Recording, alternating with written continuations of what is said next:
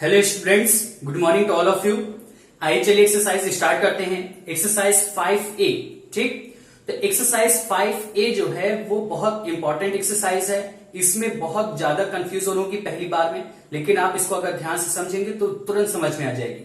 तो चलिए क्वेश्चन से ही स्टार्ट करते हैं कि आखिर क्वेश्चन में पूछा क्या है, फिर उसके बेस पर मैं बताऊंगा कि आखिर इस एक्सरसाइज में किसके बारे में बात की गई।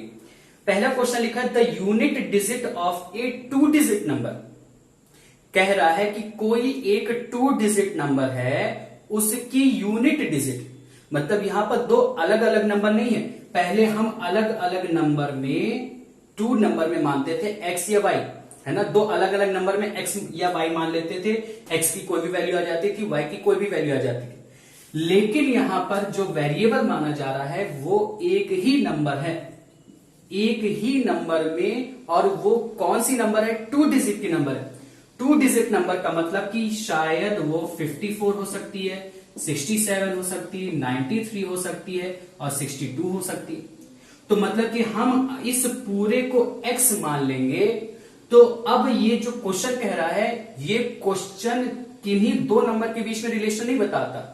ये क्वेश्चन उसी नंबर की 2 डिजिट के बीच का रिलेशन बताता है।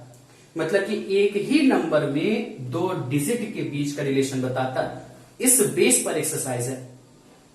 तो मतलब यहां पर अगर आप x मानेंगे तो x में किसको यूनिट डिजिट मानेंगे, किसको टेंस प्लेस वाली डिजिट मानेंगे। और अगर 3 डिजिट वाली संख्या पूछ ली गई तो फिर 3 डिजिट किसको मानेंगे? नहीं मान सकते। तो इसके लिए वेरिएबल देखिएगा कैसे मानते हैं। तो हमेशा से याद रखिएगा कि जो 2 डिजिट नंबर, अच्छे से समझिएगा, इसमें हम नंबर को है मान रहे हैं। 2 डिजिट नंबर जो होगी वो हमेशा 10x प्लस y माना जाएगा। ये एक वेरिएबल माना जाएगा, ये पूरा मिलाकर एक वेरिएबल। और ये जो x और y है ये उसकी डिजिट्स हैं। मतलब कहने का कि अगर इसमें x की वैल्यू 5, y की वैल्यू 3 रख दी जाए तो जो नंबर होगी वो कौन सी निकलेगी? पुट करिए। बाई चांस ये सॉल्व करने पर आया है x और y की वैल्यू, फिर उसके बाद नंबर। तो यहां पर 10 × 5 प्लस 3, तो 50 प्लस 3 इज इक्वल टू 53। तो देखिए ये जो 53 निकली वो 2 डिजिट नंबर है। मतलब ये जो 53 निकली वो 2 डिजिट है, मतलब इसमें 2 डिजिट है। और इसकी जो यूनिट प्लेस वाली डिजिट है वो y की वैल्यू है, और जो टेंस प्लेस वाली डिजिट है वो x की वैल्यू है। ये वेरिएबल कैसे माना इसको भी आप समझ लीजिए, तो आपके लिए फ्यूचर के लिए आसान होगा। क्योंकि क्लास 9th में इस तरह के क्वेश्चन, क्लास 10th में भी मैंने पढ़ाया, तो क्लास 10th में भी बहुत सारे क्वेश्चन भरे पड़े। मैं भी देख के उसमें कंफ्यूज हो गया, इतने सारे क्वेश्चन आ गए। तो इसमें अब देखिए ये माना कैसे है, इसको समझ लीजिए। यहां पर जैसे अगर 53 है, इसका एक्सपेंडेड फॉर्म निकालें तो 5 × 10 प्लस 3 निकलेगा।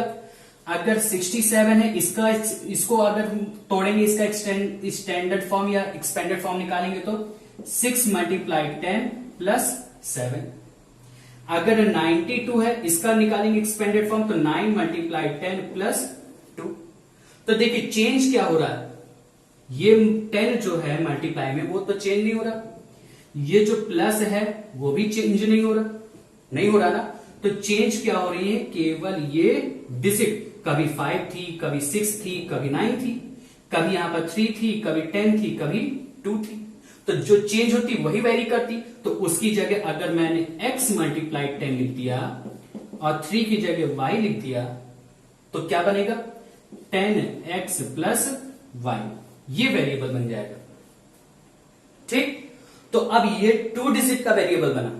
अगर मैं 3 डिजिट नंबर कर दूं, क्वेश्चन चेंज कर दूं, क्योंकि क्वेश्चन आपने देखा ही पेपर में, क्वेश्चन हर बार चेंज हो जाता है। तो अगर मैं 3 डिजिट नंबर सपोज करने को कर दूं, तब उसके लिए आपको क्या करना चाहिए? जैसे यहां पर 653 कर दिया होता तो एक एक्स्ट्रा में तो केवल 6 × 100 ही जुड़ा होता ना, जुड़ा होता कि नहीं जुड़ा होता। और ये जो 100 है हर बार 100 मल्टीप्लाई में आता। चाहे यहां पर अगर मैं फिर यहां पर 3 कर दूं तो यहां पर फिर 3 × 100 आ जाता कि नहीं आ जाता, क्योंकि उसकी प्लेस वैल्यू से ही उसका मल्टीप्लाई होता है।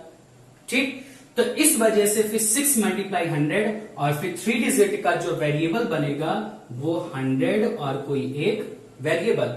और अगर पूरा सही तरीके से लिखना है तो 100A plus 10B plus C, ये 3 डिजिट वाला वेरिएबल हो जाएगा।